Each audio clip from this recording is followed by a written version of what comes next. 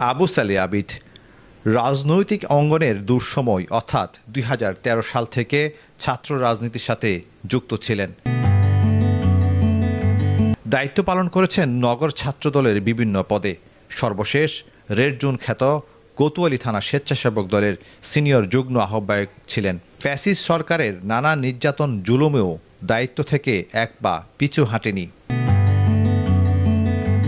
তিনি বিভিন্ন রাষ্ট্র মেরামত আন্দোলনে, বিশেষ করে স্বৈরাচার ফ্যাসিস্ট হাসিনা সরকার পতনের সংগ্রামে সক্রিয়ভাবে রাজপথে নিজের জীবনের ঝুঁকি নিয়ে অংশগ্রহণ করেছেন। ছাত্রদের পাশে থেকে তাদের সাহস দিয়েছেন। আন্দোলন সংগ্রামে অংশগ্রহণ করতে গিয়ে পুলিশি হয়রানি, আওয়ামী লীগের নির্যাতন সহ কারাবরণ করতে হয় অসংখ্যবার। প্রতিদিনের কাগজকে ফ্যাসিস্ট সরকারের আমলে বিভিন্নভাবে নির্যাতন হওয়ার কথা তুলে ধরেন। আমরা শহীদ প্রেসিডেন্ট রাষ্ট্রপতি জিয়াউর রহমানের আদর্শ এবং দেশনেত্রী বেগম খালেদা জিয়া আপসহীন বলা যায়। উনি আপসহীন নেত্রী। ওনার আপসহীনতা এবং ওনার বিচক্ষণতা, ওনার অনুপ্রেরণা আসলে মূলত রাজনীতিতে আসা, এবং দেশনায়ক তারেক রহমানের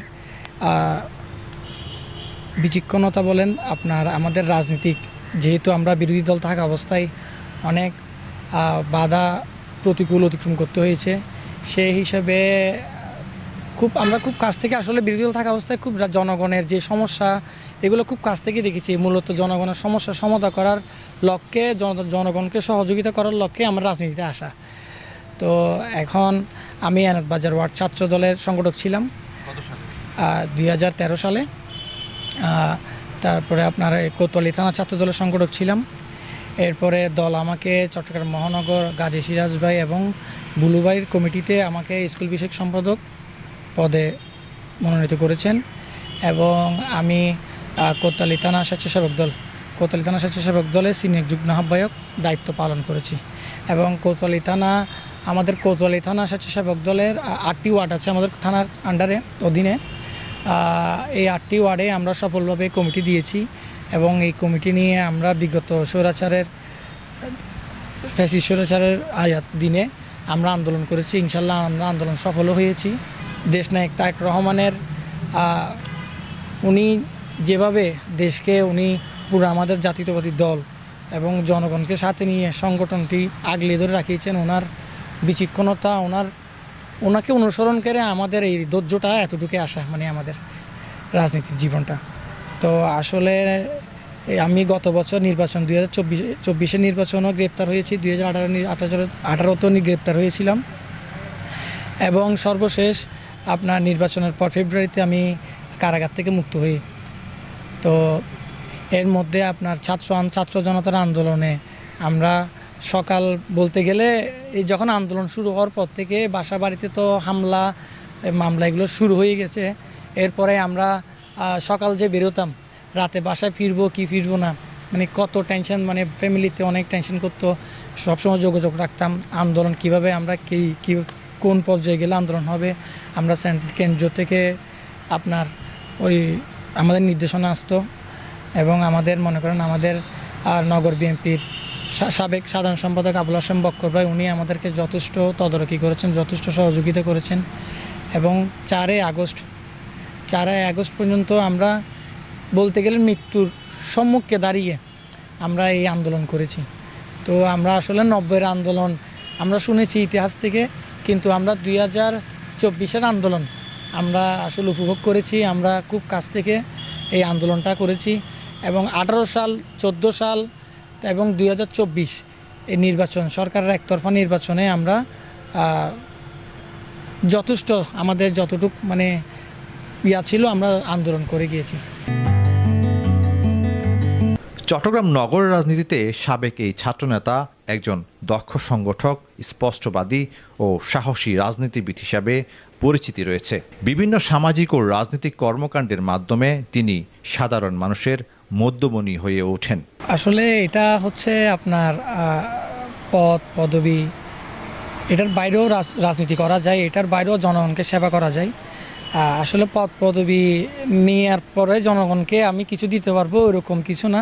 যেহেতু রাজনীতি করতেছি জনগণের উদ্দেশ্যে, জনগণকে সেবা করার উদ্দেশ্যে, সেই হিসেবে মনে করেন জনগণের বিভিন্ন সুখ দুঃখ মনে করেন অনেক দিকে মনে করেন অনেক গরিব অসহায়রা বিভিন্ন মনে করেন আপনার খাদ্য বস্ত্র অন্ন এগুলাতে ভুগে, মানে এগুলো সহজে ওরা পায় না। দেখা যাচ্ছে কোনো একটা সমস্যা হয়েছে, ওরা সহজে এটা প্রশাসনিক সহযোগিতা, এটা বিগত সরকারের ফ্যাসিস্ট সরকারের আমলে আমরা দেখেছি যে কোনো একটা থানায় মামলা করতে গেলে নিত না বা বিভিন্ন হ্যারাসমেন্টের শিকার হতো। তো আমরা চাই এটা জনগণকে সরাসরি বলতে গেলে আপনার খুব কাছ থেকে ওনাদেরকে সহযোগিতা করতে যাচ্ছি।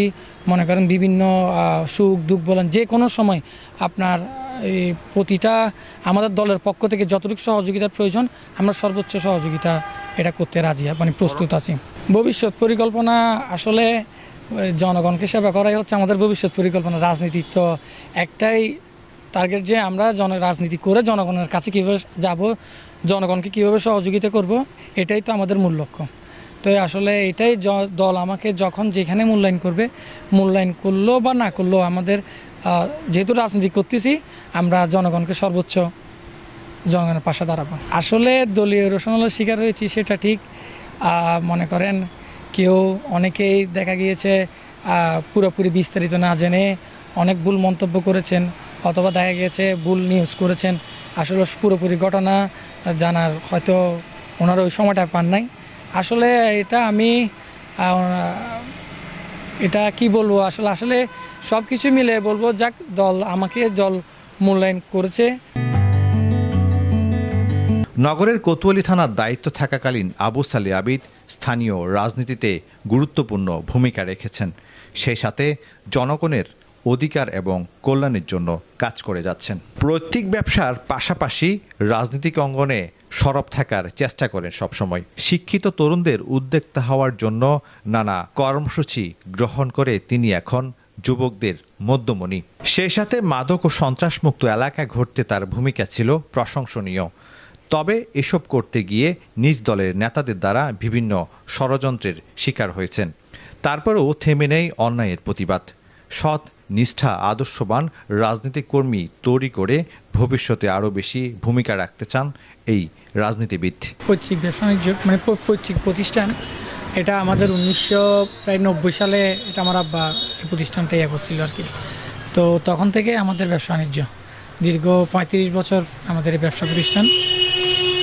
আসলে যখন রাজনীতিতে 2013-তে যখন রাজনীতিতে জড়িয়ে যাই তখন থেকে ব্যবসা বাণিজ্য মোটামুটি নাই বললেই চলে। এই ধরেন ব্যবসা বাণিজ্যতে সময় দিতে পারতেছি না, এই পুলিশ আসতেছে, স্বৈরাচার আওয়ামী লীগের দোসররা আসতেছে আমাদেরকে টোকানোর জন্য, মিছিল একটা করলে 2 দিন পর খুঁজতে আসে। তো আসলে বলতে গেলে রাজনীতি আর ব্যবসা বাণিজ্যের মধ্যে ব্যাপক একটা ক্ষয়ক্ষতি হয়েছে। এটা পুরো পরিবার মিলে আমরা এখন কাটিয়ে নেওয়ার চেষ্টা করতেছি আর কি। এখন তো আমাদের বর্তমানে সমাজের মধ্যে শিক্ষিত বেকার যুবক অনেক রয়েছে, আমরা অনেক দেখতেছি। তো আসলে আমি সবাইকে বলবো যে তরুণরা ব্যবসা বাণিজ্যিক দিকে উদ্যোক্তা হওয়া ভালো, চাকরির পিছনে না দূরে। তো এখন যেহেতু আমরাও ব্যবসা বাণিজ্য করতেছি, আমরাও চাই যে একটা কর্মসংস্থান তৈরি করে আমাদের বাংলাদেশে যারা শিক্ষিত বেকার যুবক আছে তাদেরকে একটা ভালো একটা পজিশনে একটা দাঁড় করাতে পারলে এটা আমাদের দেশের জন্য মঙ্গলজনক হয়।